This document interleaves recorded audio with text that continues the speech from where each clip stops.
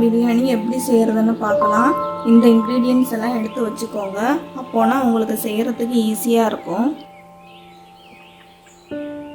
இப்போ நம்ம பிரியாணி செய்கிறது எப்படின்னு பார்க்கலாம். அதுக்கு குக்கரை சூடு பண்ணிக்கோங்க.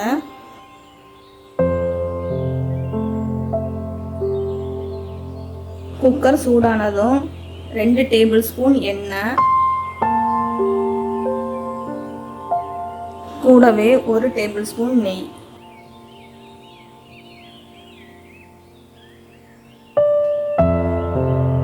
அடுத்தது பிரியாணிக்கு வாசனைக்காக 2 பிரியாணி இலை, 4 கிராம்பு, 2 பட்டை, 2 ஏலக்காய், கொஞ்சமாக சோம்பு.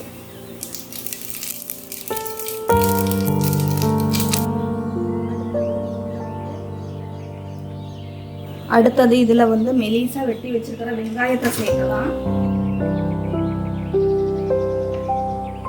இந்த வெங்காயம் 2 வெங்காயம் மெலிசா வெட்டி வச்சிருக்கேன். அதை இதுக்குள்ள சேர்த்துடலாம்.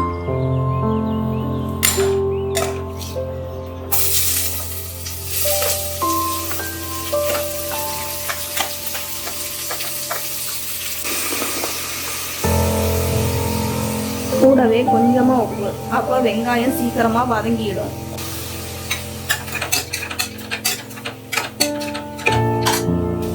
இப்போ நான் இதில் இஞ்சி பூண்டு விழுத போட போகிறேன். இது இஞ்சியும் பூண்டும் சேர்ந்த விழுது. இதை நல்லா போட்டு கிளறிக்கோங்க.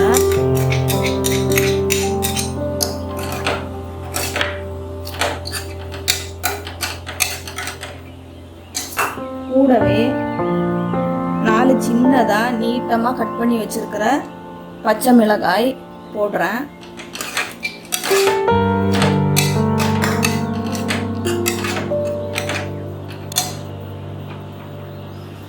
வெங்காயம் நல்லா வதங்கி பொன்னிறம் ஆகணும். பொன்னிறம் ஆனால் தான் பிரியாணிக்கு நல்லா டேஸ்டாக இருக்கும்.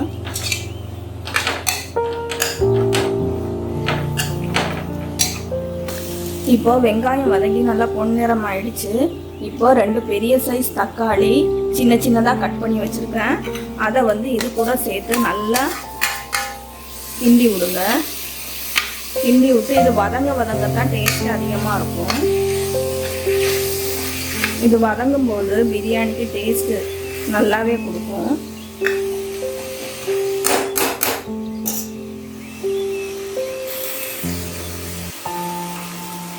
இப்போ தக்காளி நல்லா வதங்கிடுச்சு.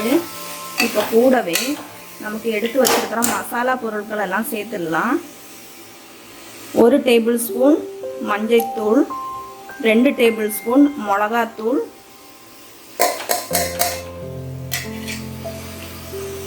2 டேபிள் ஸ்பூன் கரம் மசாலா. இதை சேர்த்து நல்லா கிண்டி விட்டுக்கோங்க.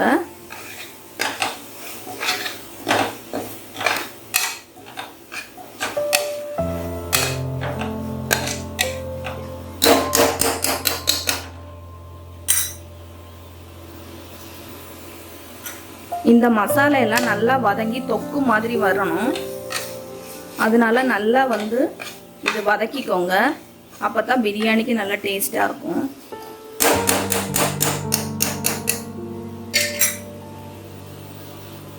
இப்போ நம்ம மசாலா எல்லாம் நல்லா வதங்கி தொக்கு மாதிரி வந்துருச்சு.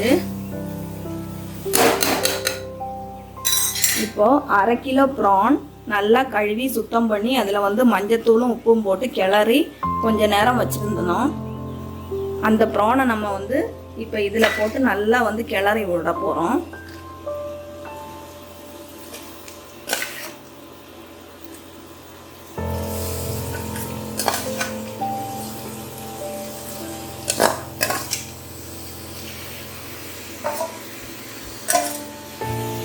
நல்லா கொஞ்சம் வதங்கட்டும்.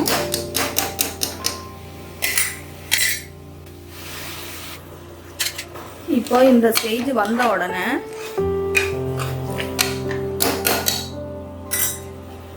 ஒரு கைப்பிடி நிறைய மல்லி இலை,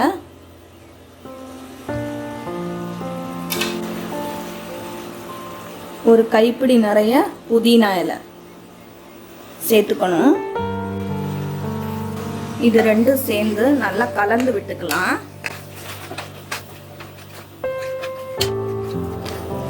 இப்போ இது 1 நிமிஷம் நல்லா வதங்கட்டும்.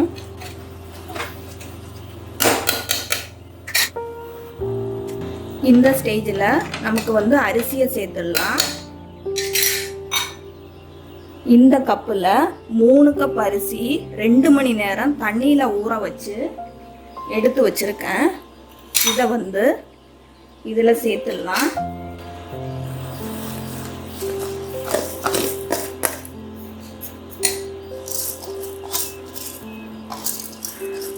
மூணு கப் அரிசிக்கு 4 கப்பு தண்ணி ஊற்றணும். இப்போ இதில் வந்து 4 கப்பு தண்ணி ஊற்றலாம். 3 கப் அரிசிக்கு 4 கப்பு தண்ணி.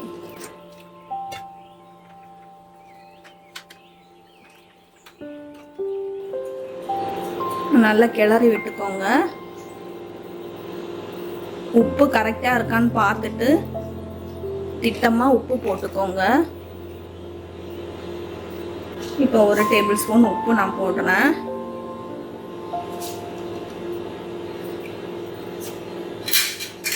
இப்போ வந்து இது நல்லா கிளறி விட்டு இந்த தண்ணியை வந்து குடிச்சு பார்க்கும்போது உப்பு கொஞ்சம் தூக்கலாக இருக்கணும். அப்போ தான் வந்து இது வெந்து வரும்போது உப்பு கரெக்டாக உங்களுக்கு தெரியும்.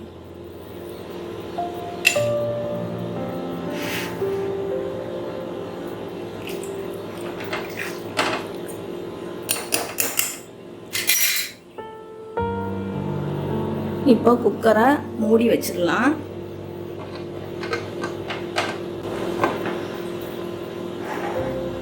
இப்போ இந்த குக்கரில் இதில் இருந்து ஆவி வந்ததுக்கப்புறம் விசில் போட்டு கிட்டத்தட்ட 5-10 நிமிஷத்துக்கு விசில் விட்டு வேக வச்சிடலாம்.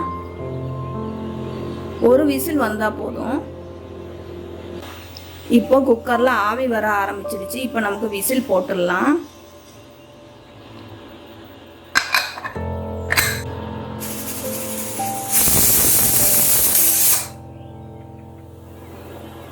இப்போ ஒரு விசில் வந்துடுச்சு. அடுப்பு ஆஃப் பண்ணிடலாம். ப்ரெஷர் எல்லாம் போய் ரெடியாக இருக்குது. இப்போ ஓப்பன் பண்ணி பார்த்துடலாம்.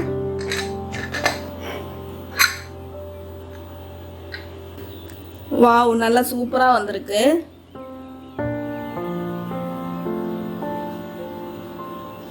ரொம்ப கிண்டிடக்கூடாது, சாதம் எல்லாம் உடைஞ்சிடும்.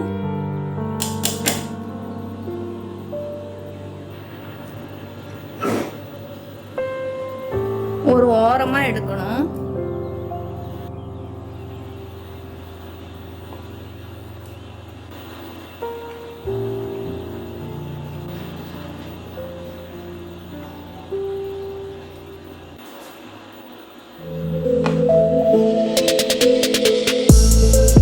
குழந்தைங்களுக்கு இந்த மாதிரி பிரியாணி காரம் இல்லாம வச்சு கொடுத்தீங்கன்னா விரும்பி சாப்பிடுவாங்க. பிரியாணி ரெடி.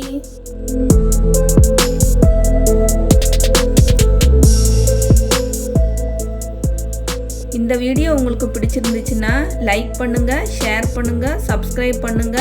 தேங்க்யூ.